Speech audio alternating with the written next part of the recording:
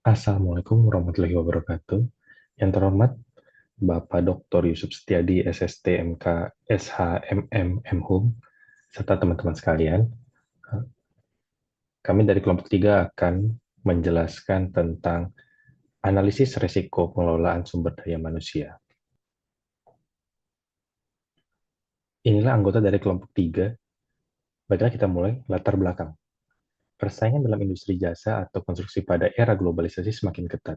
Selain karena masuknya kontraktor asing ke pasar domestik, juga karena semakin kuatnya tuntutan transparansi yang merupakan salah satu ciri globalisasi.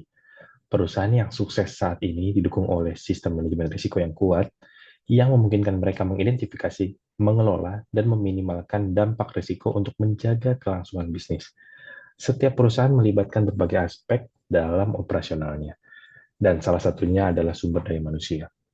Maksud dan tujuannya, yang pertama, untuk memberikan wawasan mengenai bagaimana perusahaan dapat mengidentifikasi, mengevaluasi, dan mengelola risiko yang muncul akibat kebijakan perusahaan yang berisiko tinggi, seperti pengurangan jumlah karyawan. Yang kedua, untuk menggali strategi mitigasi risiko yang efektif yang dapat diterapkan dalam menghadapi risiko-risiko tersebut, serta menekankan pentingnya monitoring dan evaluasi berkelanjutan untuk menjaga stabilitas dan keberlanjutan operasional perusahaan. Manfaatnya yang pertama secara teoritis, memperkaya pengetahuan mengenai penerapan standar manajemen risiko ISO 31000.2 2018 dalam konteks pengelolaan sumber daya manusia, khususnya dalam menghadapi kebijakan besar seperti pemutusan hubungan kerja berbasis kinerja. Yang kedua, secara praktik, memberikan manfaat bagi perusahaan dalam merancang kebijakan yang lebih efektif dalam menghadapi risiko yang muncul akibat keputusan SDM yang besar. Dan yang ketiga, dari sisi akademis, memberikan manfaat dalam pengembangan kajian manajemen risiko dan sumber daya manusia yang dapat menjadi dasar bagi penelitian lebih lanjut. Studi kasus permasalahannya berdasarkan media kabar yang dikeluarkan dari situs berita online money.kompas.com, ini ditulis oleh Sakinah Rahmadiah Setiawan dengan judul Meta PHK 3.600 karyawan, ini kriteria yang terdampak. Diterbitkan pada tanggal 16 Januari 2025 pukul 18.20 WIB bahwa Meta, salah satu raksasa teknologi dunia baru-baru ini, mengumumkan pemutusan hubungan kerja atau PHK sekitar 3.600 karyawan atau 5% dari total tenaga kerjanya. Keputusan ini merupakan bagian dari langkah Meta untuk menavigasi tantangan global yang dihadapi oleh perusahaan teknologi. Tentang studi kasus, yang pertama ada perspektif internal. PHK dapat menurunkan moral karyawan yang tersisa dan menciptakan ketidakpastian di antara mereka. Dampaknya bisa berupa penurunan produktivitas dan hilangnya rasa percaya terhadap manajemen perusahaan. Yang kedua, perspektif eksternal. Kebijakan ini menghadapi kritik dari berbagai pihak, termasuk publik yang menganggap langkah ini kurang manusiawi dan dapat merusak reputasi Meta sebagai perusahaan yang progresif.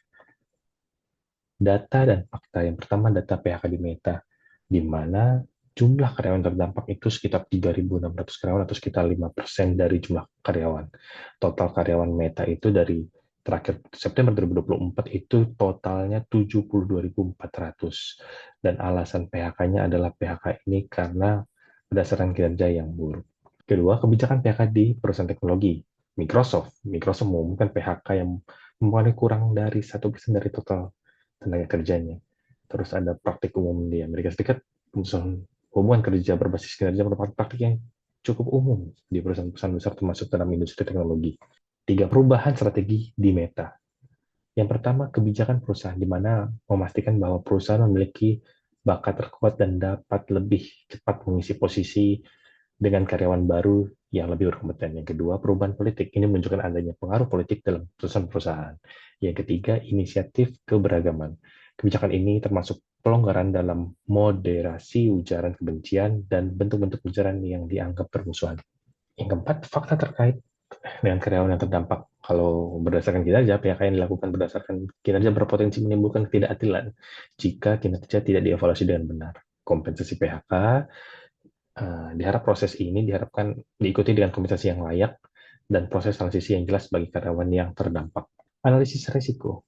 Berdasarkan data dan fakta yang ada, analisis risiko dalam pengelolaan sumber daya manusia dapat memberikan pemahaman yang lebih komprehensif tentang tantangan yang dihadapi Meta dalam mengambil keputusan pemutusan hubungan kerja. Dalam pembahasan teori, risiko ini diartikan sebagai hal yang dapat menghalangi pencapaian tujuan organisasi. Landasan ISO 31000.2018 tentang manajemen risiko adalah untuk menyediakan pedoman yang sistematis dan tersusun dalam mengelola risiko baik dalam konteks organisasi publik maupun swasta. Analisis risiko dalam pengelolaan sumber daya manusia. Prinsip manajemen risiko, value creation and protection, menjaga nilai SDM sebagai aset perusahaan sambil memastikan keberlanjutan operasional. Leadership and commitment, memastikan bahwa keputusan manajemen didukung oleh komitmen untuk transparansi dan keadilan terhadap karyawan. 2. Kerangka kerja manajemen risiko. Menetapkan konteks di mana lingkungan eksternal Meta menghadapi tekanan ekonomi global dan perubahan politik di Amerika Serikat yang mempengaruhi kebijakan perusahaan. Secara lingkungan internal, Meta mencakup sekitar 72.400 karyawan pada September 2024, di mana mengidentifikasi risikonya adalah yang pertama risiko kesejahteraan karyawan, kedua risiko reputasi, yang ketiga kompetensi, dan yang terakhir operasional.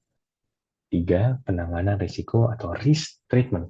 Langkah-langkah mitigasi risiko dapat dirancang untuk setiap risiko yang teridentifikasi. Itu ada risiko kesejahteraan karyawan, kedua risiko reputasi, tiga risiko kompetensi, dan keempat risiko beban kerja yang berlebihan. Keempat, monitoring dan evaluasi risiko, di mana yang pertama memantau moral dan produktivitas karyawan melalui survei internal. Kedua, mengevaluasi dampak langkah-langkah mitigasi terhadap citra perusahaan dan kepuasan karyawan.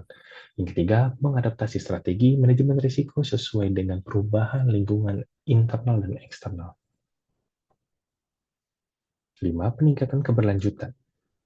Meningkatkan transparansi dalam proses evaluasi kinerja untuk mengurangi ketidakpercayaan di kalangan karyawan. Kedua, membentuk tim khusus untuk merancang strategi keberlanjutan pasca PHK. Yang ketiga, menggunakan pembelajaran dari kasus ini untuk memperbaiki SDM di masa depan. Kesimpulannya, dengan menggunakan standar ISO 31000.2018, perusahaan dapat mengelola risiko secara sistematis melalui langkah-langkah mitigasi yang tepat. Melalui penerapan sistem manajemen risiko yang komprehensif, perusahaan tidak hanya dapat menjaga stabilitas dan keberlanjutan operasional, tetapi juga meningkatkan kepercayaan dari internal karyawan dan pihak eksternal, seperti publik dan investor. Demikianlah presentasi dari kelompok 3. Terima kasih. Wassalamualaikum warahmatullahi wabarakatuh.